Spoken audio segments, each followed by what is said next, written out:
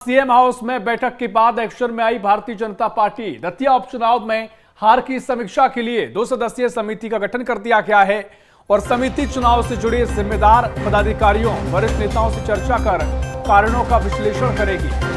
ये बड़ी खबर आपको बता दें, दतिया उपचुनाव में हार की समीक्षा के लिए 2 सदस्यीय समिति का गठन किया गया है और पदाधिकारियों वरिष्ठ नेताओं से चर्चा की जाएगी, कारणों का पता लगाया जाएगा, विश्लेषण किया जाएगा। प्रदेश महामंत्री गौरव रणदिवे और वरिष्ठ नेता अंबाराम कराड़ा को सदस्य बनाया गया है। समिति अपने निष्कर्षों सहित हेमंत खंडेलवाल को रिपोर्ट सौंपेगी। तो बड़ी खबर आपको बता रहे हैं, दतिया में जिस तरीके से उपचुनाव हुआ, उपचुनाव में भारतीय जनता पार्टी ने जो पूरी ताकत चुनाव में जीत के लिए झोंकी, लेकिन जीत नहीं मिली।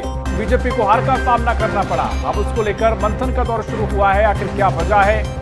कई खबरें हैं कि भीतरघात भी इसमें एक बड़ी वजह बताई गई है। उसको लेकर पार्टी एक्शन भी ले रही है और 2 सदस्यीय समिति का गठन भी किया गया है।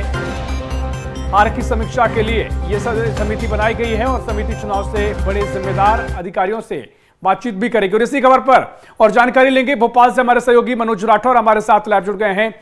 मनोज जी, जिस तरीके से ये पूरी तस्वीर नजर आई उपचुनाव को लेकर, भारतीय जनता पार्टी को हार का सामना करना पड़ा। अब कहा जा रहा है भीतरघात में एक बड़ी वजह रही है, एक्शन भी लिया जाएगा, समिति का गठन भी किया गया है। बिल्कुल, क्योंकि हार की वजह जो है वो लगातार पता की जा रही है। यही कारण है कि आज मुख्यमंत्री निवास पर एक बड़ी बैठक जो है समीक्षा के लिए बुलाई गई और इस बैठक के तत्काल बाद 2 सदस्यीय जो टीम है वो प्रदेश अध्यक्ष ने बनाई है और प्रदेश अध्यक्ष को ये टीम तमाम उन प्रभारी से जो कि चुनाव की जिम्मेदारी, दतिया उपचुनाव की जिम्मेदारी संभाली थी, उनसे बातचीत करेगी, वहाँ के स्थानीय नेताओं से बातचीत करेगी और जो प्रचार प्रसार के लिए नेता गए थे उनसे बातचीत करके अपनी रिपोर्ट पेश करेगी। लेकिन उससे पहले जो बड़ी खबर निकलकर बीजेपी बैठक से सामने आ रही है, उसमें जो एक बात निकलकर सामने आई है वो भीतरघात की बात निकलकर सामने आई है। नेताओं ने बताया कि किस तरीके से वोटिंग के समय बीजेपी के ही नेताओं ने कांग्रेस के पक्ष में वोटिंग करने को लेके काम किया। कई नेताओं के नाम भी वहां पर लिए गए, लेकिन अभी फिलहाल सूत्रों के हवाले से खबर मिली है कि ये कमेटी जो बनाई गई है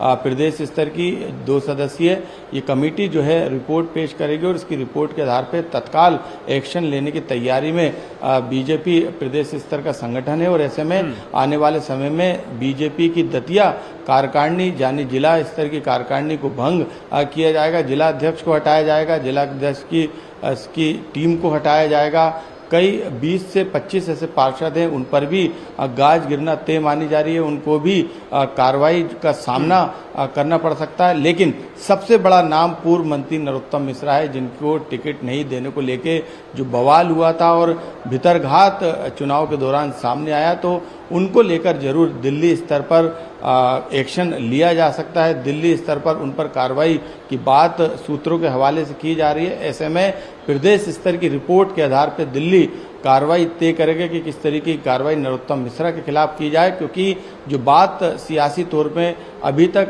पार्टी सूत्रों से समझ में आई है उसके अनुसार यदि 10,000 से 20,000 के बीच में वोटों से अब कांग्रेस जीतती तो ये समझा जाता कि वहां पर कैंडिडेट कमजोर था और जनता उस कैंडिडेट के पक्ष में नहीं थी।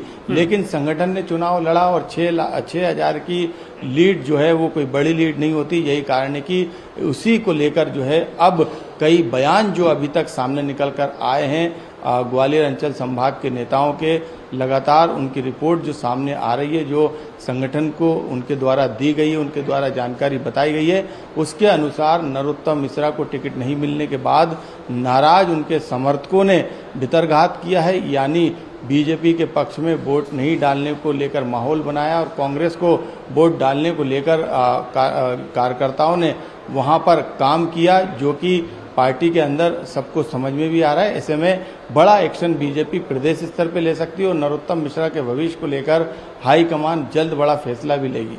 बिल्कुल, बाकी देखिए आशुतोष तिवारी का जब बयान आया इस पूरे मामले के बाद, रिजल्ट के बाद, तब भी कई संकेत देखने को मिले और भीतरघात को लेकर लगातार कई बातें कही गई हैं। लेकिन क्या ये माना जाए, एक्शन तो लिया जाएगा कि जो डैमेज हुआ था उसे कंट्रोल करने में बीजेपी असफल रही, जो क्योंकि सड़कों पर कार्यकर्ता उतरे थे, इस्तीफा देखने को मिला था, उससे डैमेज कंट्रोल नहीं कर पाई बीजेपी।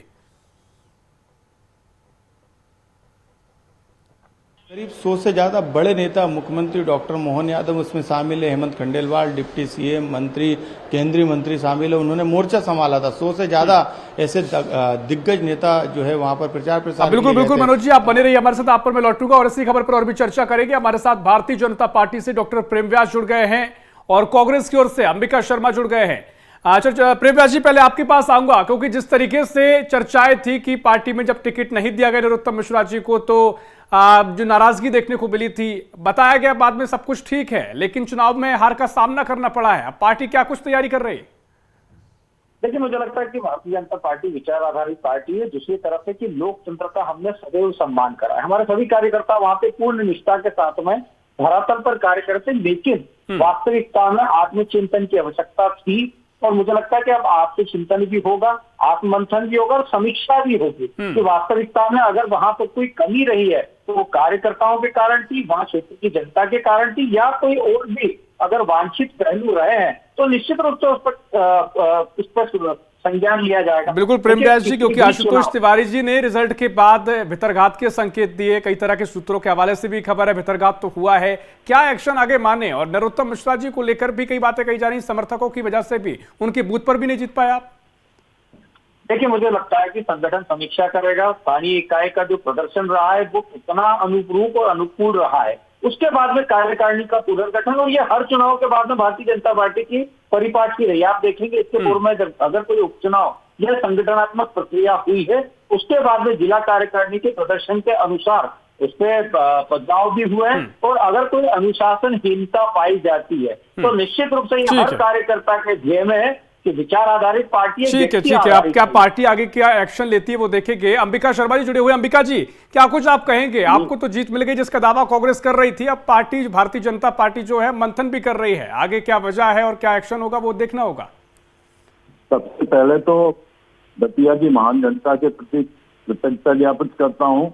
रहा सवाल भारतीय जनता पार्टी का जो परिदृश्य रहा, घटनाक्रम रहा, उसके संबंध में ये उनका चूंकि पार्टीगत मामला है, उनका अंदरूनी मामला है, लेकिन जो नंगा नाच देखा डॉक्टर नरोत्तम मिश्रा के टिकट कटने के बाद भारतीय जनता पार्टी के जिलाध्यक्ष और पूरी कार्यकारिणी और एक सामान्य ग्राम पंचायत के पद से लेकर जिला पंचायत के अध्यक्ष सबने रिजाइन किया, इस्तीफा दिया, विद्रोह किया, माननीय मुख्यमंत्री के खिलाफ और प्रधानमंत्री के खिलाफ संसदीय भाषा का उपयोग किया। उससे हमें लगता है कि इस पार्टी में अनुशासन नाम की चीज नहीं है।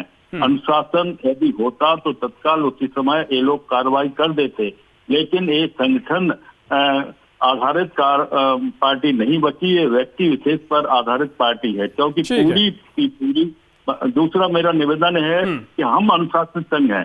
देखिए, एक शिकायत भारती जी की आई, राजू भारती की, तत्काल हमारे शीर्ष नेतृत्व ने एक्शन लिया, उनको बाहर का रास्ता दिखा ठीक है अंबिका शर्मा जी, आपके अपने तर्क है, कांग्रेस के अपने तर्क है, लेकिन आपको जीत मिली है, बात ठीक है। भारतीय जनता पार्टी अब क्या मंथन करती है, क्या तस्वीर आगे रहेगी, देखना होगा। फिलहाल समय इतना ही। बहुत शुक्रिया प्रेम व्यास जी, बहुत शुक्रिया अंबिका जी चर्चा में शामिल होने के लिए।